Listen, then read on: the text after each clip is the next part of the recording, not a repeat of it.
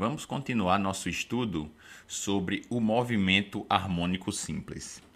Então, no último vídeo, o que eu fiz foi aplicar a segunda lei de Newton ao nosso sistema massa-mola, de maneira que eu encontrei essa equação diferencial que precisa ser resolvida de forma que a gente consiga encontrar qual é a nossa função horária da posição x como função do tempo.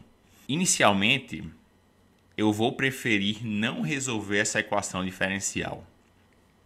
Eu vou utilizar um outro método para encontrar essa função horária da posição para um movimento harmônico simples. E esse método para encontrar essa função vai ser através do que é chamado de diagrama fasorial. Ok? Então, imagina que eu tenho um vetor, certo? Um vetor cujo módulo dele, certo? O tamanho dele tem valor A, onde A é a amplitude do movimento harmônico simples, certo? E esse vetor, certo? Que no diagrama fasorial é chamado de fasor, certo? Então vou passar a chamá-lo de fasor.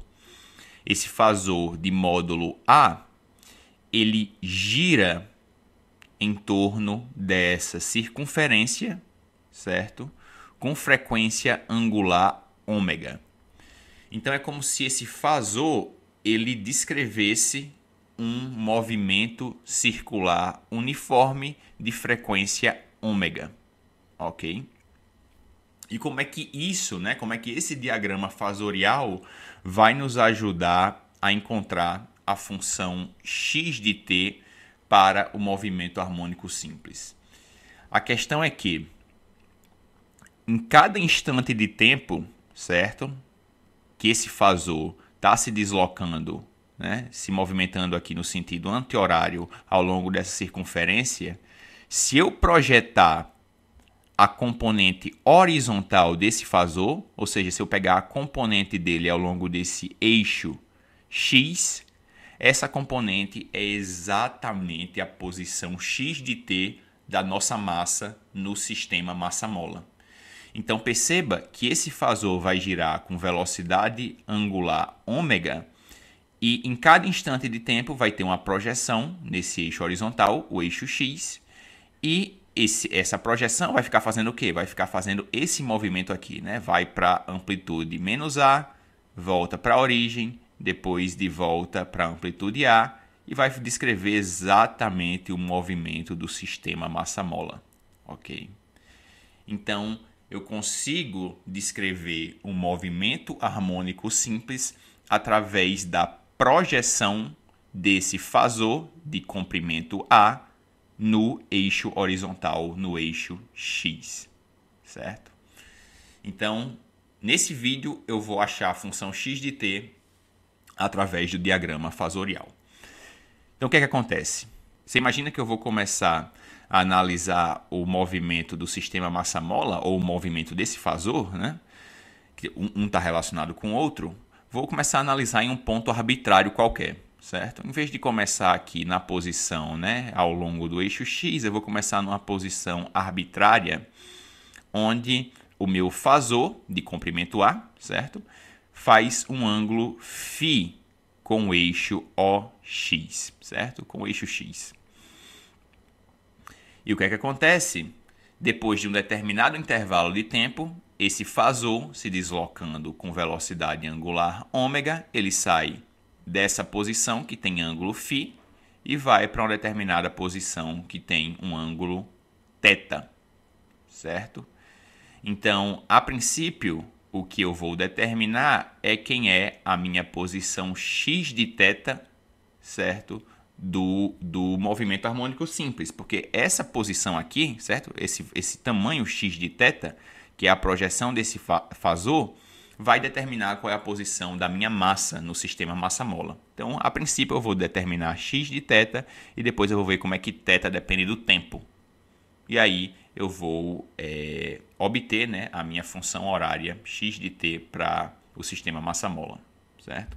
Então, a princípio, como o fasor inicialmente ele faz um ângulo φ com a horizontal, com o sentido positivo do eixo x, então eu defino que x, a posição x no tempo t igual a zero, é dada por x0. Okay? Então, a projeção inicial do fasor no eixo x é de coordenada x0 e qualquer instante posterior, né, o meu fasor vai ter uma projeção x de θ. Então, o que é que eu tenho que fazer? Eu tenho que determinar quem é essa posição x de θ. Se eu determinar quem é essa posição x de θ, eu vou estar obtendo qual é a minha função horária, né? A princípio não a função horária, né? A princípio eu vou estar obtendo a função x em termos do ângulo θ, sendo que θ vai depender do tempo. E eu vou ter que encontrar qual é essa dependência de θ no tempo. Então, inicialmente eu preciso determinar quem é essa coordenada x de θ. Perceba o quê? Perceba que meu fasor tem comprimento A, né? É o módulo desse fasor, e que ele faz um ângulo θ com o sentido positivo do eixo x.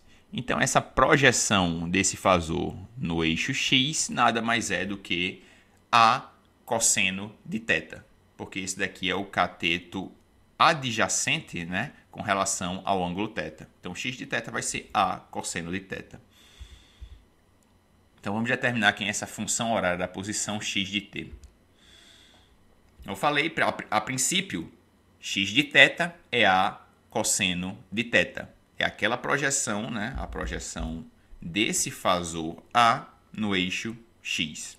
É o cateto adjacente com relação ao ângulo, né? Se você pegar esse triângulo aqui, né, essa coordenada x de θ é o cateto adjacente com relação a esse ângulo θ. Então, x de θ é A cosseno θ. E o que é que eu preciso fazer agora? Para eu encontrar quem é a minha função horária da posição, eu preciso determinar quem é x de t, x em função do tempo. Então, eu preciso saber como é que θ, o ângulo θ, varia no tempo. Já que perceba, né, o ângulo θ está toda hora mudando, já que esse fasor está girando, ele está circulando em torno dessa circunferência com velocidade angular ômega, né? Então, x0 eu defini que vai começar nessa posição, um ponto fixo, e x de θ vai ficar mudando a todo instante.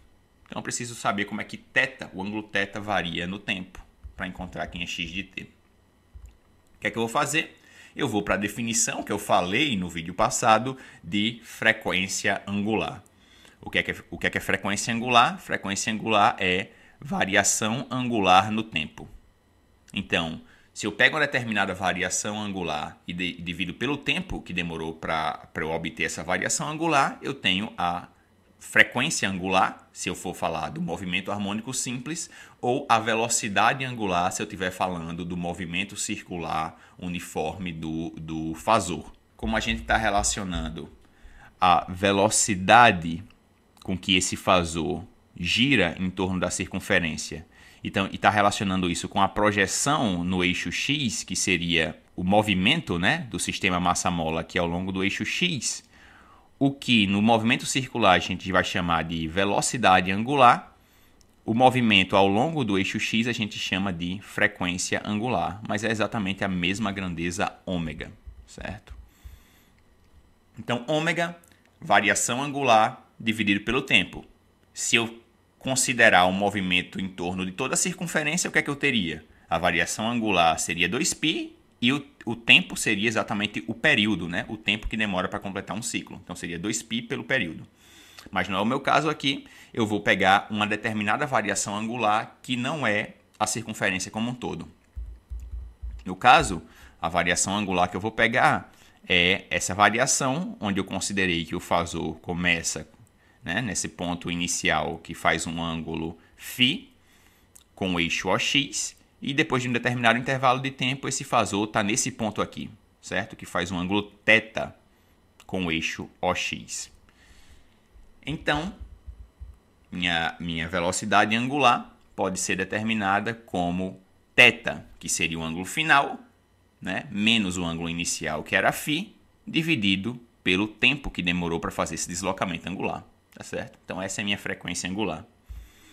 De maneira que, se eu isolar quem é o θ, o que é que eu vou fazer? Vou passar o t para o outro lado, vai ficar ômega vezes t é igual a θ menos φ. Eu passo o φ também para o outro lado, vai passar positivo. De maneira que eu descubro que a maneira com que θ varia no tempo é dada por essa expressão aqui, certo? Θ de t é ômega t mais o ângulo inicial φ, que a gente vai falar mais no futuro, né? É chamado do ângulo de fase, ok? Finalmente, o que é que eu faço? Se eu quero saber qual é a minha função x em função do tempo, eu só substituo essa expressão θ de t aqui na minha função horária da posição x de t e obtenho x explicitamente em função do tempo, né? Vou obter que minha função horária x de t é a amplitude do movimento vezes cosseno de ômega t mais φ, certo? A gente obteve a função horária da posição para o movimento harmônico simples. Se gostaram do vídeo, pessoal, dá o like no vídeo, se inscreve no canal e até a próxima.